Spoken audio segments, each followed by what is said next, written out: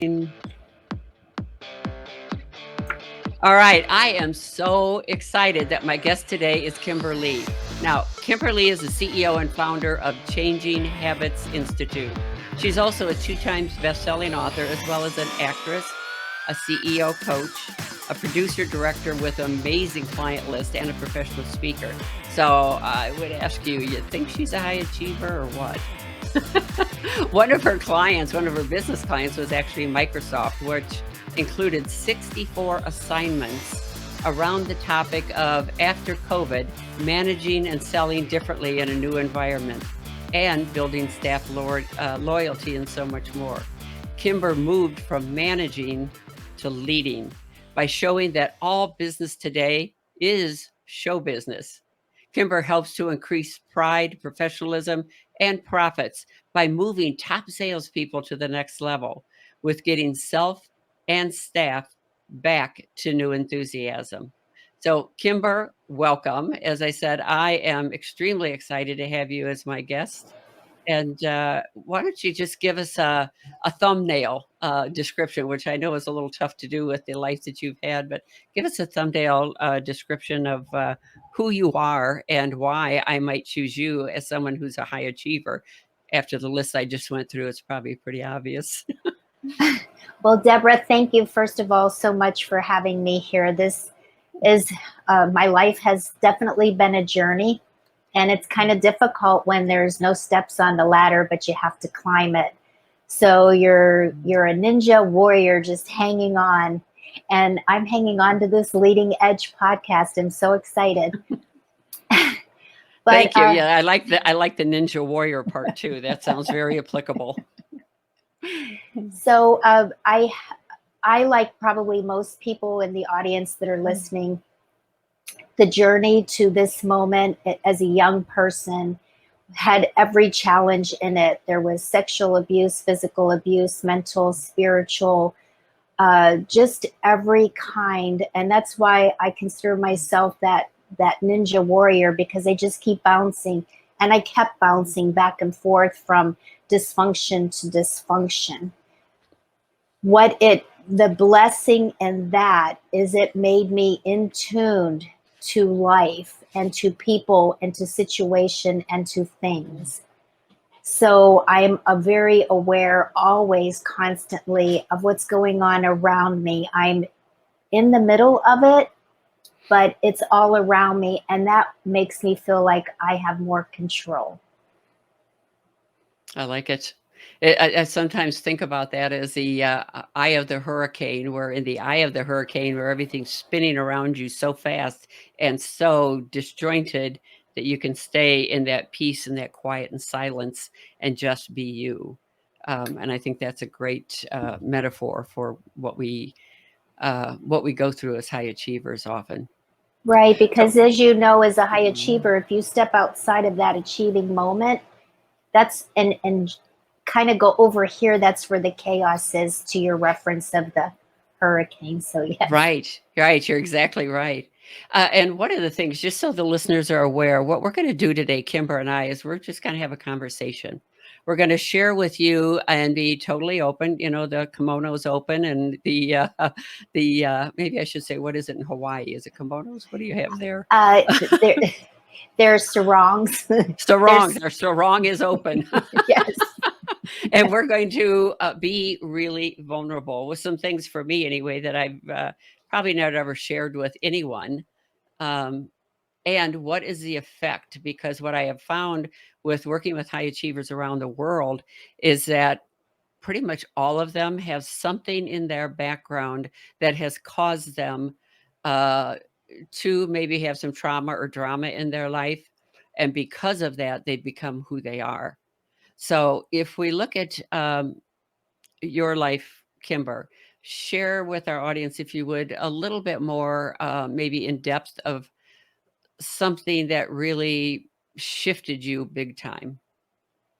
Okay, I believe for me, that most profound moment would be in the middle of the night, as a 5 to 7-year-old child laying in bed, and my mother, who was a raging alcoholic drug user, would come into my room in the middle of the night and reach underneath my mattress where she kept all of her supplies, because it was a big secret in our household. My dad never knew that she was this horrific mother person, not because of her herself, but because of the disease. I want to make that clear. If she had a Yes. choice, I'm very sure she wouldn't have chosen that. But Right. laying in bed and getting a beating every night of my life as a child, and being drugged downstairs and beaten more to clean, and then be up all night and have to attend school the next morning, which was a Catholic school. And so you go to school and you think, this is going to be my salvation, my help, my freedom. And it just turned out that it was as awful as the environment at home, at least for my experience. So the most profound moment for me was in the middle of a beating that I didn't think my body could survive. And I just remember, because of my Catholic upbringing, to pray. And I prayed to God to please either take me in this now moment out of this horrific environment, or take my mother, but one of us has got to go, because I cannot do this anymore. Right. And I found myself standing in a brilliant, all-knowing, just this intelligent light that to this day I could cry. I want to be back in it. But this light that showed me, it's going to be okay, Kimber. There are moments like this in life. I'm always here. And this is a conversation that never had any words. It was just the knowledge of, and that I will always be with you. And if I'm always with you, please let everybody know I am always with them. So first of all, I don't want to say I'm sorry, because that's not true. I have empathy for you and what you went through as a little girl. Because again, as children, our brain isn't fully formed. So we take on some of these things. And I've even worked with clients where they've taken on the energy of one parent or the other, because they look to, in a subliminal sense, they look to help the parent not be as they are. And it can be a horrific thing that they take into their future, which is not their burden to carry. Right. I'm curious, when you talk about going into light and the all-knowing that was around you, how has that helped you now, even as an adult?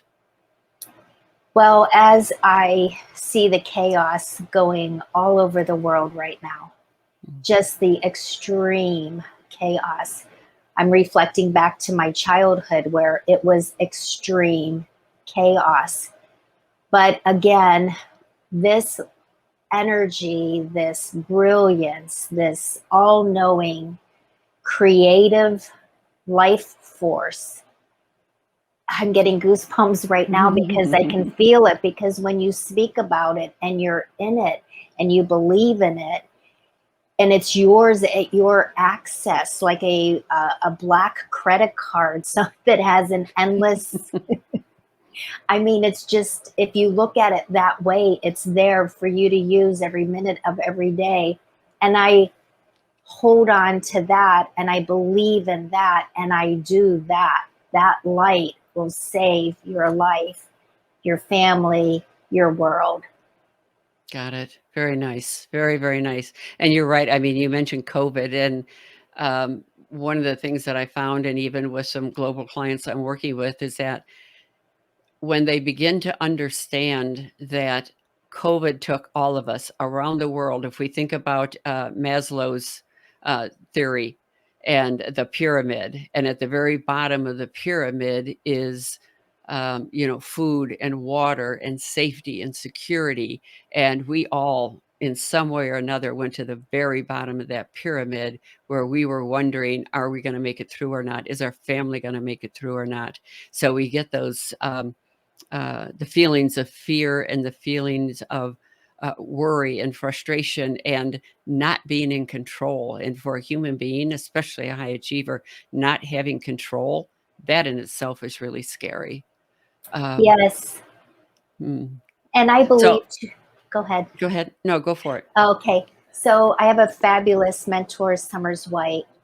6 years been tutoring under him. And one profound thing that he said to me out of all the 6 years is, Kimber, what doesn't grow dies. And why is that profound? Because when you just said about COVID, we're all looking at, and it's affecting all of us, but as a high achiever, because where your thought goes, Deborah, is where your success goes. And so with this thought, everybody's looking at this one thing when there's so much around it that's available. So if we stop focusing on that one dis-ease of the world, it has to die because it's not growing. But if you have billions of people all focusing on one entity, which I believe is the opposite of the light and the all-knowing and the intelligence and the almighty healer, then that's on us. That's our ownership.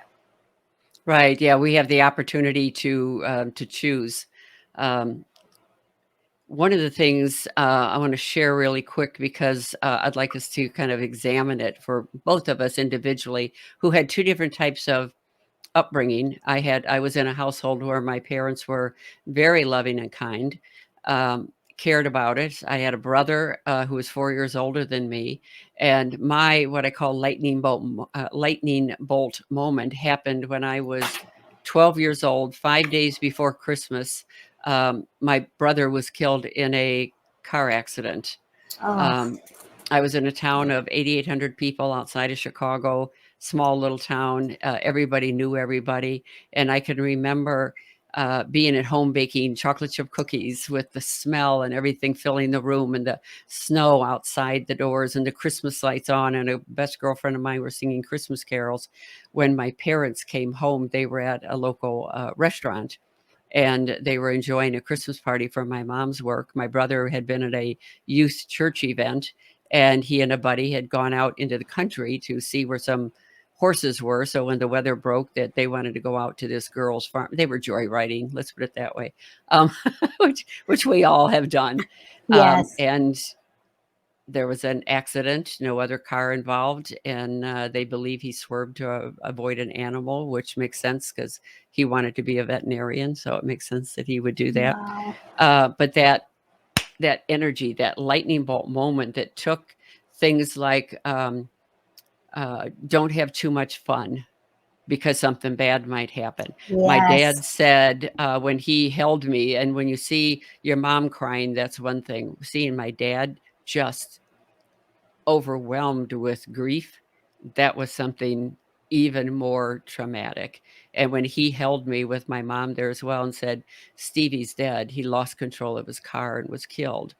Another message that stuck with me for a very long time was don't lose control. So all of those things together brought me into a world that, when I went into the world of construction, I was in a man's world. I could be in control of how I thought and how I felt and the way I acted in the world. And the other message that was in there, the third one, was don't feel too much, because if you feel too much, it can hurt really, really bad. Wow. So I look at those things when I'm working with my CEOs and senior executives, as well as NFL players and other pro sports athletes. And we kind of examine, without having to go back and replay it and get down in the weeds with it, but go back and examine. So what were the lessons that came out of that? And I'd like you to share, I'll share in a moment, but I'd like you to share, what are some of the good things that came out of this horrific household that you were in, with your mom beating you? And I know there was some other deaths with your brothers as well. But what is it that came out of there that, if it had not happened, would have changed you into somebody different than who you are right now? Thank you. That's a great question. And for you, I would like to just say this, that those things that were profound for you as a child, that they really are gifts in your today's world. So Yes. that is beautiful. And thank you for sharing that, because I don't think you could be working with all these men if you didn't have those ideals in place in your mind, right? Right. Exactly. Yes. And so for me, with the gifts that I received, well, number one, being in the presence of the light. And I wanted to, it's in my book, but I just wanted to expand just for a bit, that I was literally transformed from my bed into the streets of where I lived in Pittsburgh. And it was snowing and it was in the dead of night, but I wasn't cold. And I had this beautiful white gown on, and I'm in this brilliance, and I'm, anywhere from 5 to 7. I don't know the exact age, but it was definitely before 7 years old. So the light left me with a tremendous gift of intuition. And whatever it went through my body, it has served me. But as far as the bad from my mother doing all of those things, is that I'm very aware of my surroundings, because every night, if you know what's going to happen to you, that's going to be horrific, you learn to listen for certain sounds. You learn to protect yourself, and you just learn to go so deep inside that you're protecting your exterior. So when I get in large groups of people, I'm very aware of everyone in the room. I can feel the energies, because I had to be prepared for my mother's energy coming into the room. Was it raging? Was she on and up? Was she on and down? Where was she mentally? So I have this great gift of being able to, before I even touch somebody's hand and reach out to shake it, I can feel where they're at. So had that not happened to me, and had that not happened to you, Deborah, I think we both might have been in two different careers, maybe, not high achievers. Absolutely. Absolutely. I know it. Again, some of those subliminal things, it took me almost 18 years of not being able to say my brother's name without bursting into tears. And I couldn't smell Aquanet hairspray without going into tears. So with you had some different sounds and some pictures. I had the smell, which is a very strong sense. And just saying his name, just flashback memories, and very, very sad, memories, including as all the relatives and stuff came in for, at Christmas time and all that. And I remember my mom being in the bathroom, my dad literally beating on the bathroom door, screaming, "Open the goddamn door and let me in." See, there goes a trigger. Yeah, yes, they are triggers, yes. But what he was doing is he was afraid that she was going to kill herself. So as a little girl, I hear this, realize what's going on. And people right now, if you're feeling our energy, understand what we're talking about, understand what Kimber is talking about. Energy is just, it's a movement. It's all over. When I work with clients around the world over the phone or over Zoom, I can feel their energy just like Kimber is talking about. I'm sure you can feel mine right now. And it's up to us to understand who we have become, and then start to understand who we choose to be, and then bridge the gap between the two, and contextually change how we think about ourselves in order to go to whatever that next level is for either one of us. And I agree with me, I gained such strength and power and resilience to get through almost anything. Doesn't mean it doesn't hurt, it doesn't tick me off, but it has given me the gift of resiliency and quick thinking and the power to know that no matter what, I'll be fine. That is the truth. Yeah. Because, and for anybody listening, if you're in that moment, I mean, the whole world's in that moment, but Yes. we don't have to stay or choose that moment. We can choose something else. And if you look at Deborah or you look at myself, and two different circumstances, but yet still the same, is Right. that we didn't choose to stay in the drama and the trauma, right, Deborah? We didn't. That's exactly it. Yes. It's always, with all the, science-based techniques and things like that, really simple techniques that I teach, I don't have a magic wand. I'm not going to take everything away, nor should I, nor would I. But what you can learn, and you had mentioned it earlier too, is that awareness of you become more aware faster and you can shift it quicker because of a desire to always grow and be better. Right. And the interesting thing to me is, so I took great care in getting ready this morning, making sure everything looked good and my camera setup was good. And we do these motions every day, but when we get up, we don't choose our emotional wardrobe. What are we going to wear that day? Most of us just fly by the seat of our pants and the day dictates our outcome. And it should be the exact opposite. Actually, you should be preparing the night before you close your eyes, laying in your bed. Tomorrow is going to be magnificent, brilliant, successful, and Yeah, totally agree. It's like set your day. And always I work with clients on going to the end of the next, the end of the day. Let's say, if it were first thing in the morning and we were just getting up, I'd say, Kimber, by the end of today, when you're laying your head softly on your pillow, drifting off to sleep, what has happened today that you've been most grateful for? And by going to that place in the future, and then realizing it with every choice that you make throughout the day, it really changes how we talk to people, how we act, the decisions we make. So I love that. I love that. Tell us a little bit about your the the company that you own, the Habit Institute. I'm not sure if I'm saying that yes, right. Changing Habits Change Institute. in habits. Thank you.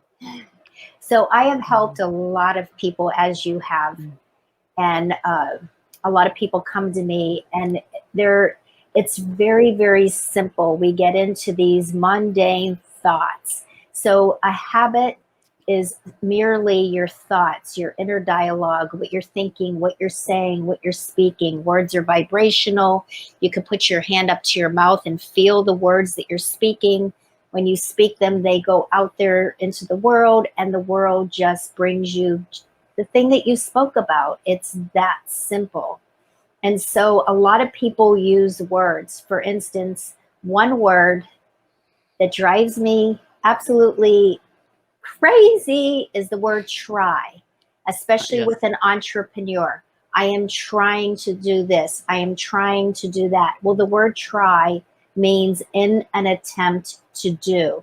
Well, the world loves you so much that it'll give you all the trying that you want, but it will not give you the successful outcome because of the words you speak. So, what we've researched is a lot of things like that to change the habits of how a person talks, to present themselves to themselves first, then to others. 100% agree. 100% agree. Um, One of the things that I know if we looked at, all the people around the world who kind of do a bit about what we do, because they've studied some of the same scientists and biologists, and I often tell people I can talk spirit and angel guides, or I can talk synapses and heart rhythms, and the whole autonomic Sure. nervous system.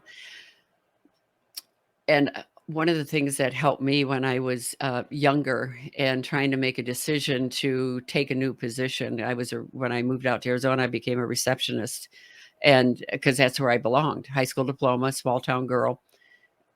But when I made a decision to put my application in for another position that I had no right to make, I had no reason to think I could even get that position because had no background. It was a construction accountant. I knew nothing about construction, and I'd never taken an accounting class in my life. But I sat on the living room floor in our apartment on a Sunday, cut off for resumes was Monday, And I started trying to write, why would they choose me? And I couldn't come up with anything. Again, tears were rolling. I finally got ticked off enough. I went into the kitchen, jumping up and down, getting energy moving, as you mentioned, and splashing water on my face. And I was like, well, why not me? And I call it now getting my Chicago on, where I went back and wrote my what I call self-I identity statement. Oh, I So like things that. like I'm tenacious, I'm gutsy, I'm street smart, I ask a lot of questions, and I expect answers. And I'll do whatever it takes within my value system to get to where I want to go. And with that, it's like, ooh, like you talk about that shift that comes in, that it's a whole different feeling, and it's a contextual, internal, inside out type of change. Mm-hmm.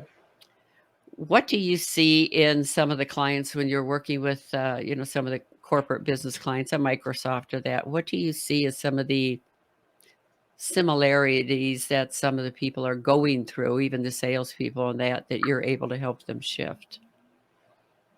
I think one of the biggest things is that what I see is that they are all insecure. It Mhm. just matters to what degree. Right. And so when you have that commonality, it doesn't matter whether you have a PhD or the knowledge. What really matters is that you take someone's profile, their business, their whatever they're working on, and you lift them up, because you can meet the greatest, biggest CEO of any company, and there's something that will be amiss, whether it's personal, business, or love life. And I Mhm. touch on all three with my clients, because the Trinity is just an amazing, it's all connected. So Absolutely. so if you're failing at home, okay, there's a saying, there's no success when there's failure in the home. And that is so true, because that is your management spot. This is where you take care. You are the CEO of your home. And if you cannot make sure that your ducks are in a row at your home and it's functioning properly, how are you going to step outside of that home and manage and lead others? So for me, success in the home is where I start with any client, to make sure that that's where they're thriving. And then also too, oh, I'm sorry. And then also too, the love life is very, very important, because we all need a support mate, partner that believes in us, that if we're down here, they can gently lift us up. And if they're down there, we gently lift them up. So those two things come far before business.